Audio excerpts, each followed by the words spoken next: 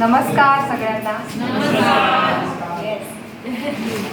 मला माहित आहे की जेवणानंतरचा काळ फार कठीण असतो. इथे अगदी कॉन्सन्ट्रेशनने आणि कायदे ऐकणं हे फार कठीण गोष्ट आहे. पण तरी सुद्धा आपण ज्या समाजाचं प्रतिनिधित्व करतोय किंवा ज्या मुलांसाठी आपण काम करतोय तर त्यांच्यासाठी एवढं डिवोशन देणं आपला कर्तव्य बनते.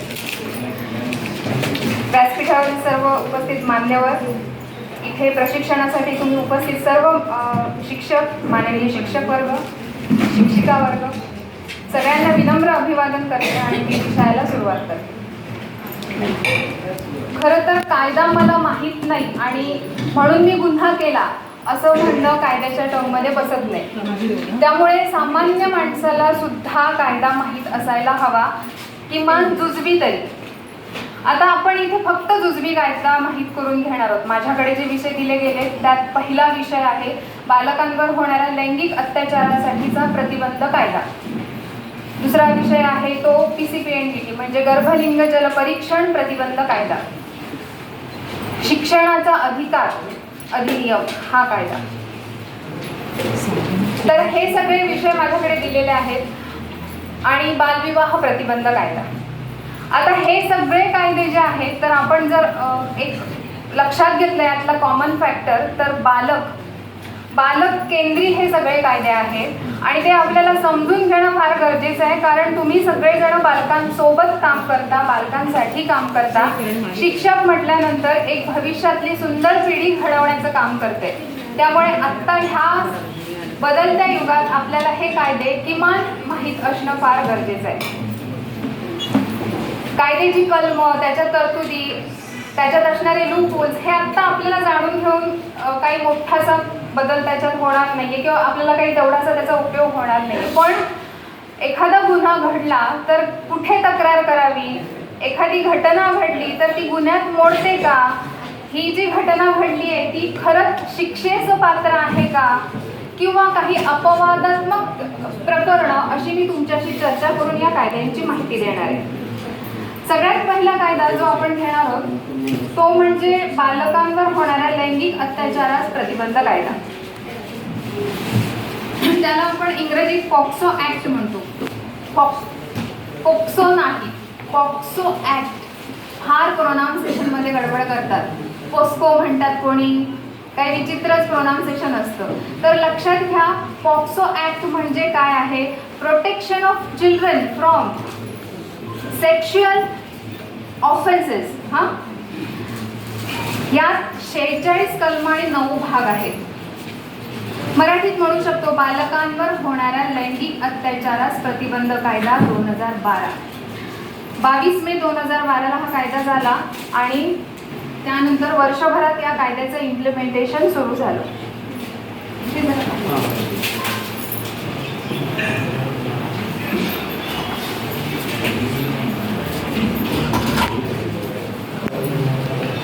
मुळात हा कायदा म्हणजे बालकांसाठी, बालक केंद्रित मानून बालकांच्या संरक्षणासाठी, त्यांच्यावर होणाऱ्या लैंगिक गुन्ह्यांना अटकाव करण्यासाठी हा कायदा तयार केला गेला.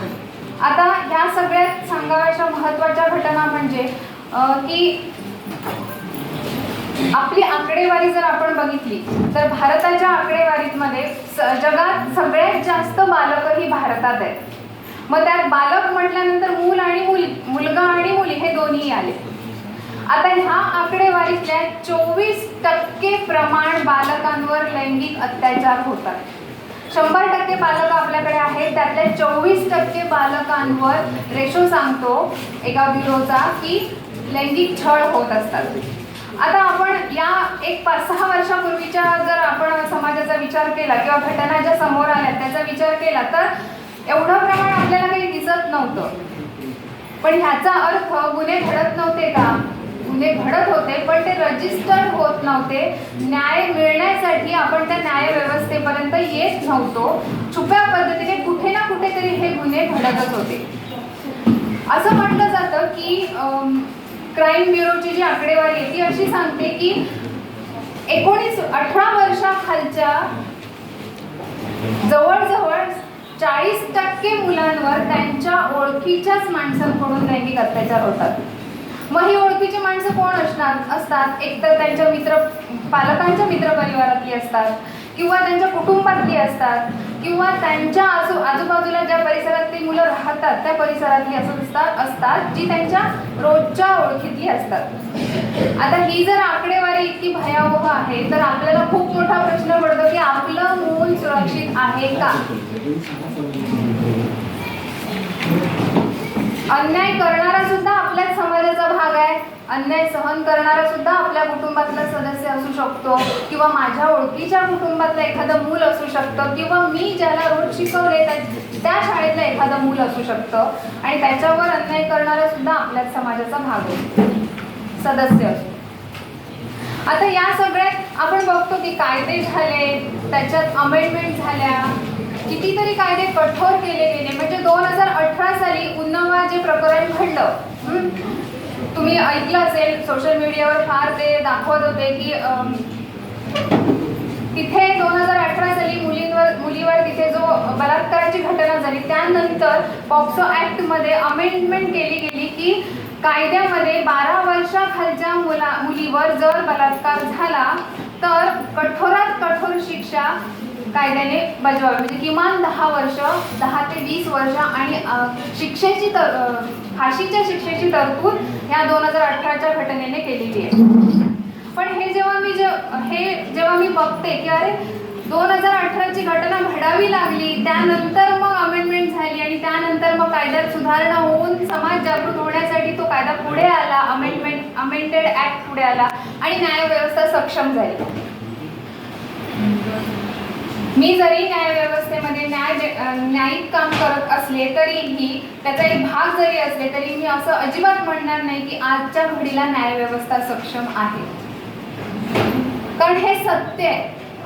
माझं कोणावरही ॲलिगेशन नाही, ना व्यवस्थेवर आहे, ना ती राबवणाऱ्या अंमलबजावणी करणाऱ्या कर्मचाऱ्यांवर आहे, ना कायदे तयार करणाऱ्या लोकांवर आहे. माझं म्हणणं इतकंच की माणसातला माणूस गेला, हरवला की गुन्हे घडायला सुरुवात होते. मग तो माणूस कसा जागा ठेवायचा हे आपल्या सगळ्यांचं काम आहे. पालक म्हणून घरातल्या मुलामध्ये माणुसकी जागी ठेवणं हे आपलं काम आहे. शिक्षक म्हणून तुमच्या हाताखाली जितकी पिढी पुढे जाते त्या सगळ्यांमध्ये माणुसकी जागी ठेवणं हे तुमचं काम आहे. कायदे होत राहतात, अमेंडमेंट होत राहतात, आणि वेगळे कायदे येतात जे ओव्हरकम करतात मागच्या कायद्याला.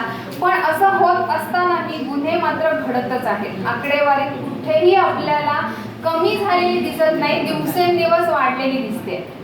माझ्याकडे आणखीन ह्या पॉक्सो संदर्भातली आकडेवारी अशी आहे की 14 ते 18 वयोगटातील मुलांबरोबर जास्त प्रमाणात हे अत्याचार झालेले, लैंगिक छळ झालेला आपल्याला दिसून येतो. जसं मी मगाशी म्हटलं की निम्म्यापेक्षा जास्त अत्याचार हे त्यांच्या ओळखीच्या माणसांकडून होतात. भारताची आकडेवारी जर बघाल, 2021चा सर्वे सांगतो की 36,022 गुन्हे दाखल झाले आहेत पॉक्सोचे एका वर्षात. 2022ची आकडेवारी. 2023ला NCRBची आकडेवारी सांगते की याच्यात 63,414 एवढी वाढ झालेली आहे. म्हणजे एका वर्षात जर बालकांवर होणाऱ्या लैंगिक अत्याचाराच्या रजिस्टर गुन्ह्यामध्ये इतकी वाढ होऊ शकते, तर तुम्ही बघा की प्रत्येक मूल कुठे ना कुठेतरी छळलं जात आहे, अत्याचाराला पीडित होत आहे, पण ते समोर येत नाही. आता हे कसं थांबवायचं हा खूप मोठा प्रश्न आहे. जसं मी कायदे तुम्हाला सांगणार आहे, त्याच्यानंतर काही 2 मिनिटात मी त्याच्यावरचे उपाय आपण मिळून काय करू शकतो याबद्दल पण आपण बोलणार आहोत. आता पॉक्सो ऍक्ट मध्ये गुन्हा रजिस्टर होतो तो कोणत्या कोणत्या सदरांखाली, तर त्याचे बरेच सेक्शन आहेत. त्या सेक्शन 4, 12, 6, 8 हे खूप महत्त्वाचे सेक्शन आहेत. यात लैंगिक छळ म्हणजे काय ही कन्सेप्ट क्लिअर केलेली आहे. लैंगिक छळ म्हणजे काय, तर नुसतं त्यात आपण असं म्हटलं की एखाद्या मुलाचा विनयभंग झाला तरी पॉक्सो केस रजिस्टर होते. फार गैरसमज आहे की फक्त रेप अटेम्प्ट झाला, रेप झाला किंवा मग फिजिकल असॉल्ट झाला तरच पॉक्सो केस दाखल होते, असं नाही. विनयभंग हे टर्म सुद्धा पॉक्सोमध्ये लागू आहे. एखाद्या मुलाला मनात लज्जा होईल अशी कृती किंवा असं वक्तव्य जर केलं गेलं तरी पॉक्सोचे सेक्शन लागतात. मुलांचंच उदाहरण द्यायचं झालं तर अशीच एक घटना, शाळेतली मुलं स्टॉपवर उभी होती आणि छान काहीतरी असं त्यांचा प्रोग्राम होता 1-2 दिवसांनी, आणि ती प्रॅक्टिस, मुलं काय कुठेही प्रॅक्टिस जाता जाता पण डान्स करतात, कुठे बसवलं तर तिथेही त्यांचे हातवारे सुरू असतात. तर ती एक 4-5 मुलं मिळून एका स्टॉपवर असे आपल्या डान्सच्या स्टेप्स बसलेत का असं बघत होते आणि डान्स करत होते. तिथून जाणाऱ्या एका माणसाला वाटलं की किती छान मुलं बागडतात, त्यांचा आपण व्हिडिओ करूया. त्याने त्यांचा व्हिडिओ केला. त्यातल्या एका मुलीने घरी जाऊन सांगितलं, आई असं असं झालं होतं आणि स्टॉपवर ते काका आले आणि आमचा व्हिडिओ केला. त्यांनी तो काही जणांना पाठवला की बघा हे बालपण किती रम्य असतं वगैरे टॅगलाईन लिहून पाठवला. पॉक्सो रजिस्टर झाली. आता यात एक महत्त्वाचा मुद्दा आपल्याला लक्षात घेणं गरजेचं आहे की जिथे तक्रार आली तिथे पॉक्सो रजिस्टर होते. ज्या ज्या टर्म्स बसतात, जसं विनयभंग आहे, लैंगिक छळ आहे, फिजिकल असॉल्ट आहे, हरॅशमेंट आहे, मग फिजिकल आणि मेंटल हरॅशमेंट दोन्ही आल्या. तर जिथे जिथे या टर्म लागू होतात तिथे तिथे पॉक्सो रजिस्टर होतो. पण सिद्ध कधी होतो? सगळ्यात महत्त्वाची गोष्ट की जिथे इंटेन्शन दिसतंय, बॅड इंटेन्शन दिसतंय, तिथे तो सिद्ध होतो आणि मग पुढची शिक्षा, कारावास, दंड वगैरे ह्या सगळ्या गोष्टी आहेत. आता इंटेन्शन चेक करणं हे कोर्टाचं, माननीय कोर्टाचं काम आहे. मग त्या व्यक्तीला, ज्याच्यावर पॉक्सो रजिस्टर आहे, त्या व्यक्तीला हे इंटेन्शन बॅड नव्हतं हे सिद्ध करायला लागतं आणि तेव्हा ती मग केस थांबते किंवा गुन्हा जो नोंद आहे तो मागे घेतला जातो, कार्यवाही थांबवली जाते, फाईल केली जाते. पण तोपर्यंत काय? म्हणजे मला सांगायचं त्यातून की एखादी गोष्ट आपण करतो, कारण आता सोशल मीडियाचं जग आहे, आपण खूप प्रमाणात सोशल मीडियाचा वापर करतोय, आपण बऱ्याच वेळा मुलांना दोष देतो, पण जरा आपण आपलं अवलोकन केलं ना तर आपण त्यांच्यापेक्षा जास्त ॲडिक्ट झालेलो आहोत.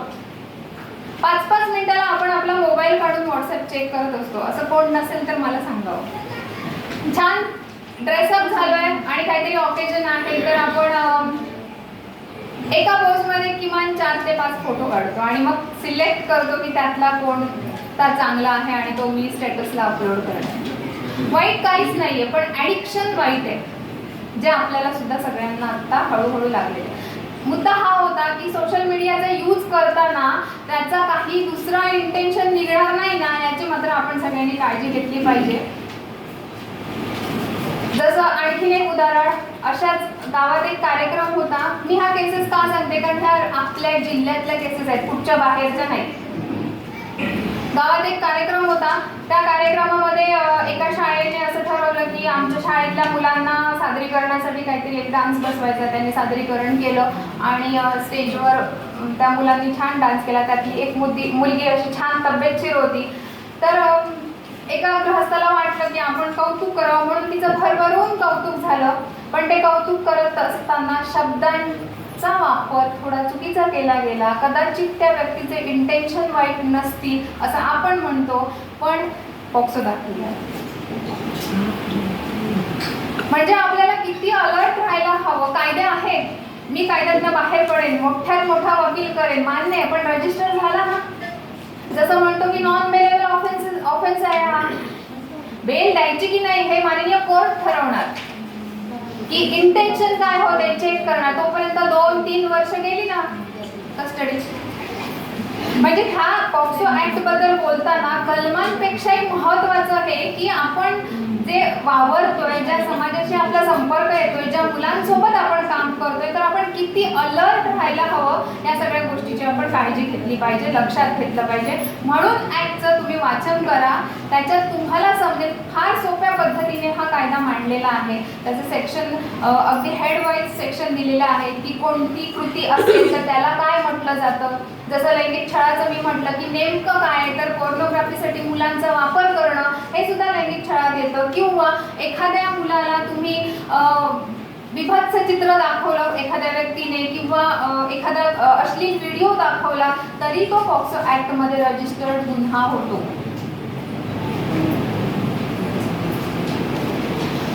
आता मी स्थितीबद्दल बोलेन की आपल्याकडे किती रिअल पॉक्सो दाखल होतात.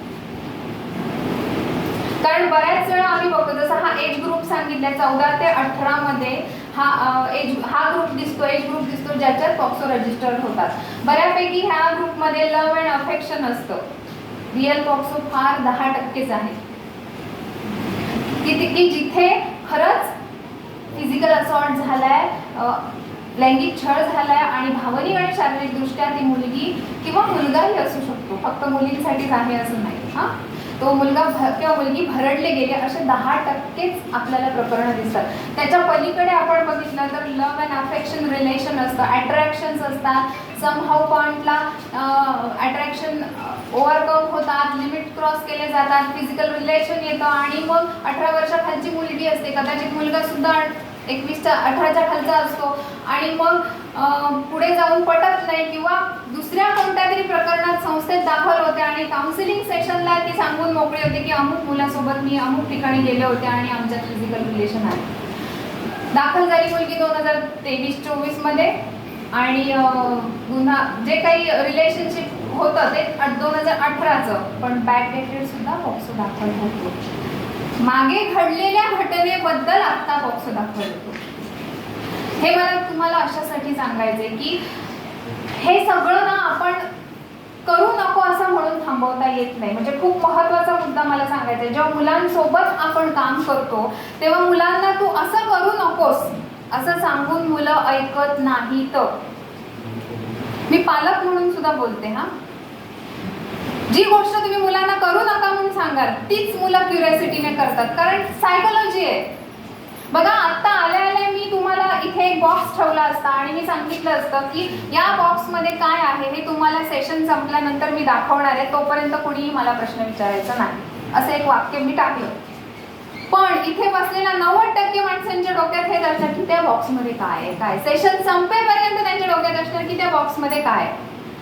सेम मुलांच्या बाबतीत असतं, इव्हन आपल्या बाबतीतही तेच असतं की जी गोष्ट करू नका म्हटल्यानंतर क्युरिओसिटी जागृत होते, उत्सुकता जागृत होते आणि ही उत्सुकता वेगळ्या पद्धतीने बाहेर येते. त्यामुळे मुलांशी संवाद सगळ्यात महत्त्वाचा आणि तो सुसंवाद असला पाहिजे, हे सगळ्यात महत्त्वाचं. तो पालक म्हणून तुमचा असला पाहिजे, शिक्षक म्हणून तुमच्या मुलांशी असला पाहिजे, किंवा एखादं मूल वेगळं वागतंय तर ते का वागतंय याची कारणं सुद्धा आपल्याला जाणून घ्यायला लागतात. पूर्वी असं होतं की एकत्र कुटुंब पद्धती होती, ह्या सगळ्या गोष्टींवर लक्ष ठेवायला कुटुंब होतं, किंवा एखाद्याचं मूल गावात दिसलं फिरताना काहीतरी खोड्या करताना तर ते घरी पोहोचण्या अगोदर बातमी पोचलेली असायची की अमक्याचा मुलगा अमुक करत होता, अमकीची मुलगी अमुक करत होते. ही जी भीती आहे ना, आता न्यूक्लिअर फॅमिलीज झाल्यात, त्यातही आई बाबा वर्किंग असतात दोन्ही, आपल्या मुलांशी आपला संवाद होतच नाही. तो झाला पाहिजे. घरी गेल्यानंतर आपल्याला असं वाटतं अरे दिवसभर आपण मुलांबरोबर बोलतो, आता जरा मोबाईल चालूया म्हणून 5 मिनिटं आपण व्हॉट्सॲप बघायला घेतो, 5 मिनिटं आपण यूट्यूब बघायला घेतो, इंस्टाग्राम बघतो, आपले फेसबुकच्या पोस्ट बघतो आणि काय काय नवीन आलं बघतो. असं म्हणता अर्धा तास निघून जातो आणि घड्याळात लक्षात येतं आता स्वयंपाक करायचा आहे, बाबांच्या लक्षात येतं की आता शाळेतनं आणलेलं काम पूर्ण करायचं आहे, आता जाऊन सकाळी ते मला सबमिट करायचं. मी असं म्हणेन, मुलांना जेवढे रिस्ट्रिक्शन तुम्ही घालतात तेवढेच रिस्ट्रिक्शन स्वतःला आपल्याला घालता आले पाहिजेत, की माझ्या मुलाशी माझं बोलणं महत्त्वाचं आहे ना की त्याच्याशी मी डू ऑर डोंट्स मध्ये त्याला मी अडकवणं महत्त्वाचं आहे नाहीये. जसं मगाशी मी म्हणाले की जी गोष्ट करू नका म्हटली की ती मुलं क्युरिओसिटी त्यांची जागृत होते आणि ती वेगळ्या पद्धतीने बाहेर पडते. मग आता आपण असं धरून चालायला हवं, हे कायदे आहेत, त्याची अंमलबजावणी आहे, कायद्यात कठोर शिक्षा आहे, पण हे सगळं होऊ नये याच्यासाठी आपण काय करायला हवं, तर मुलांना आधीच आपण या बाबतीत बोललं पाहिजे, त्यांच्याशी संवाद ठेवला पाहिजे इन अ राईट वे किंवा स्टँडर्ड वे मध्ये. जसं सायन्सचा क्लास असतो, सायन्स क्लासमध्ये शरीरशास्त्राचा विषय किंवा प्रजनन प्रोडक्टिव्हिटीवर एक लेसन आहे, तो शिकवताना बऱ्याच वेळा अजूनही 90% स्कूल्समध्ये हा सेशन आहे, ह्या पाठ आहे, तुम्ही वाचून या घरी, काही नाही आलं तर मला विचारा, असं सांगितलं. मी एक छान व्हिडिओ बघितला, तिथे आउट ऑफ इंडिया म्हणजे मला वाटतं न्यूझीलंडचा तो व्हिडिओ होता. तिथे लेडी टीचर होत्या, त्या सायन्स शिकवत होत्या. त्यांनी असा ड्रेस घातलेला की त्या ड्रेस त्यांनी वर एक ॲप्रन टाईप घातलं होतं आणि त्या ॲप्रनमध्ये वेगळे वेगळे अवयव दाखवलेले, म्हणजे आपले अवयव जिथे जिथे आहेत तसा तो ॲप्रन डिझाईन केलेला. म्हणजे किती छान आहे ना, की मुलांची उत्सुकताच तोडून टाकली. मग एखाद्या स्त्रीच्या शरीराकडे बघताना किंवा एखाद्या स्त्रीला पुरुषाच्या शरीराकडे बघताना जे हेजिटेशन होतं किंवा जो ऑकवर्ड फिलिंग येते ते तिथेच गेली ना. कारण तिला माहित आहे सायन्स क्लासमध्ये मी शिकली आहे की अरे काय शरीरात अवयव असतात, वयात येताना काय बदल होतात, हे सगळं मी क्लासमध्ये शिकले. त्यामुळे माझ्या मनात क्युरिओसिटी राहिलीच नाही. इतकं छान शिक्षण मुलांना देता आलं पाहिजे असं मला वाटतं.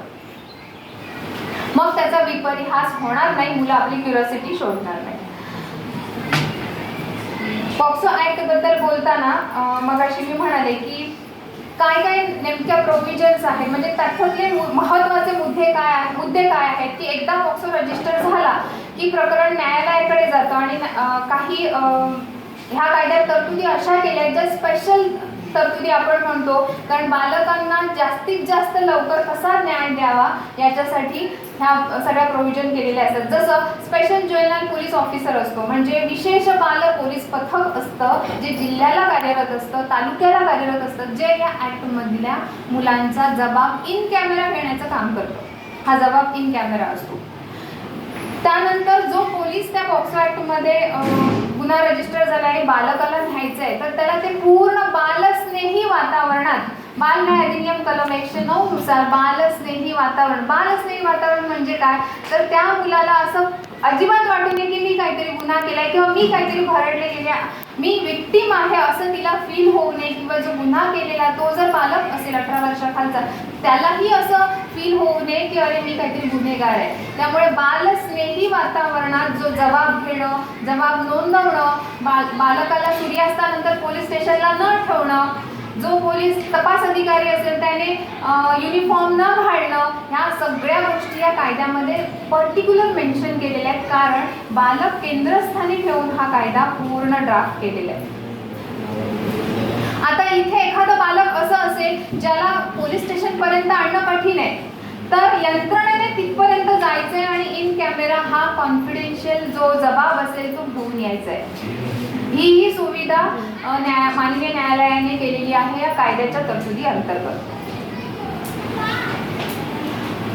जेव्हा पॉक्सो रजिस्टर होतं तेव्हा कोर्टात सेशनसाठी आणलं जातं तेव्हा फिर्यादी आणि आरोपी हे दोन्ही एकमेकांसमोर येणार नाहीत याची काळजी त्या स्पेशल ज्युवेनाइल पोलीस ऑफिसर जो असतो त्याने घ्यायची असते.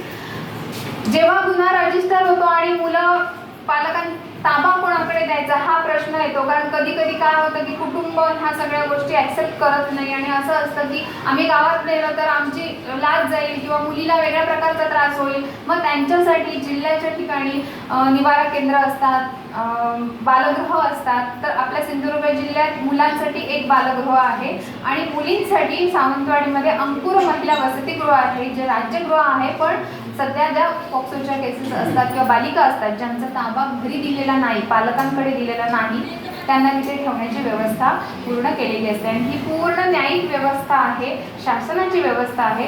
सगळी जी त्यांची तिथे काळजी आणि देखभाल म्हणजे मेडिकल असेल, त्यांचा जबाब घेणं असेल, पोलीस स्टेशनला ने आण करणं असेल, या सगळ्यावर पालक म्हणून बालकल्याण समितीचा होल्ड असतो.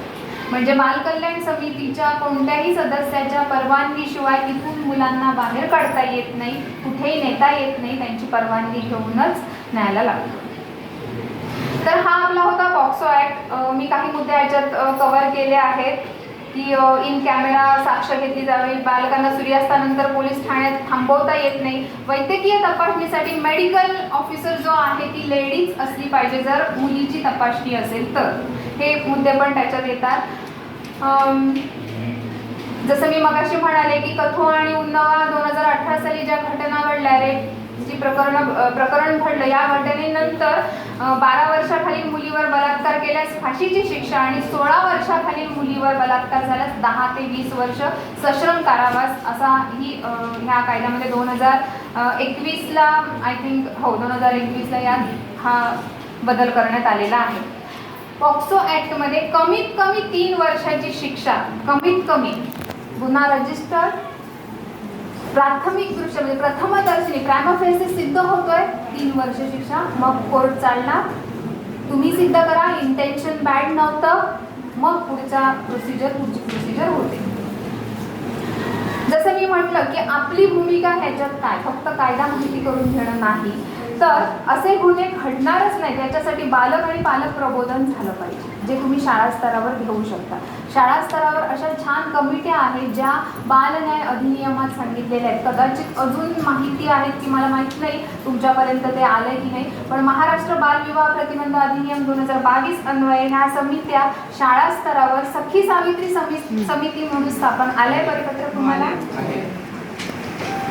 खूप छान काम आहे या सखी सावित्री समितीचं, म्हणजे कुठे स्थापन झालेला मला अजून दिसल्या नाहीत, आपल्याकडे असतील तर खूप आनंद आहे मला. ह्या सखी सावित्री समिती शाळास्तरीय एक समिती असते, केंद्रस्तरीय एक समिती असते आणि तालुका स्तरावरची एक समिती असते. यात सदस्य शाळा स्तरावर कोण असतं तर पालक प्रतिनिधी, शाळेतला विद्यार्थी प्रतिनिधी, शाळा व्यवस्थापन समितीचे अध्यक्ष, शाळेतील महिला शिक्षक प्रतिनिधी, ग्रामपंचायत महिला सदस्य, पोलीस पाटील सदस्य, शाळेचे मुख्याध्यापक सदस्य सचिव असतात आणि अंगणवाडी ताई असतात एक, आणि वैद्यकीय क्षेत्रातील एक महिला प्रतिनिधी सदस्य.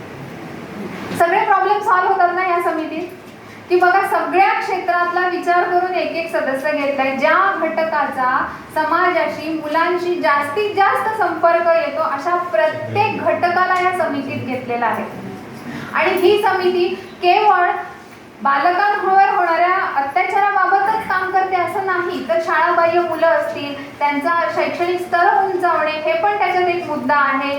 मुलांच्या वयात येणाऱ्या ज्या समस्या आहेत त्याबाबत काम करणं, प्रबोधनाचे वर्ग घेणं हे सुद्धा ह्या समितीचं कामकाज आहे. सगळ्यात महत्त्वाचं, जर ह्या समितीला एखादा गुन्हा घडलाय असं दिसतंय तर पहिली खबर त्यांनी जाऊन पोलीस स्टेशनला द्यायचे, एवढा अधिकार या समितीला आहे. इव्हन पॉक्सो ॲक्टमध्ये अशी तरतूद आहे, अशी एक तरतूद आहे की गुन्हा घडलाय पण सांगितलं नाही, लपवून ठेवलाय, तर इंटेन्शन बॅड असं करून त्यांच्यावर सुद्धा सेक्शन लावले जातात. जसं एक कुटुंब आहे आणि त्या कुटुंबातल्या एका मुलीवर सतत काहीतरी अत्याचार होतोय, शेजारचं कुटुंब बघतंय, माहित आहे, गॉसिपिंग करतंय, पण तक्रार कोणी दाखल केलेली नाही. एखाद्या वेळेस अंगणवाडी ताईंना बोलून सांगितलंय की यांच्या घरात असं होतंय, तुम्ही लक्ष द्या, त्यांनी विचार केला, पोलीस तक्रार केली, रिलेशन खराब होणार, कारण हा फॅक्ट आहे, नको तक्रार करायला, आपणच समजावून सांगूया, तर नाही, इथे थांबा. कारण जर तुम्हाला गुन्हा घडतोय हे माहीत आहे आणि तुम्ही जर ते पोलीस स्टेशन पर्यंत किंवा संबंधित यंत्रणेपर्यंत नाही नेलं तर तुम्ही सुद्धा गुन्ह्याला जबाबदार आहात असं धरून पॉक्सोमध्ये तुम्हाला सेक्शन लावलं जातं. तर या सगळ्या गोष्टी आपल्याला मी अजिबात घाबरवत नाहीये, जे या कायद्यात तरतुदी आहेत त्या तुम्हाला सांगते. सगळ्यात शेवटचं कन्क्लुजन की आपल्या पालकांना, मुलांना अवेअर करा की काय केलं पाहिजे आणि काय करू नये. मुलांशी सुसंवाद ठेवा जेणेकरून गुन्हा घडणारच नाही. फक्त मुलगी नाही तर मुलाला सुद्धा समजावून सांगा की कसा एखाद्या महिलेचा आपण रिस्पेक्ट केला पाहिजे. मुलीला समजावून सांगा वयात येताना नैसर्गिक भावना ह्या सगळ्यांना होणार, त्या मुलीलाच नाही तर मुलांनाही होता, पण आपल्या मर्यादा, वेळेपूर्वी केलेल्या गोष्टी या नेहमीच त्रासदायक असतात. त्यामुळे आपल्या मर्यादा आपण ओळखून स्वतःला बंधन घालणं, स्वतःला वर कंट्रोल ठेवणं या गोष्टी आपण केल्या पाहिजेत. अशा पद्धतीने मुलांना समजावून सांगा, त्यांच्याशी सुसंवाद ठेवा, मग कदाचित या पॉक्सोच्या केसेस कमी घडताना आपल्याला नक्कीच चित्र दिसेल. दुसरा कायदा आपल्याला इथे सांगितलाय तो म्हणजे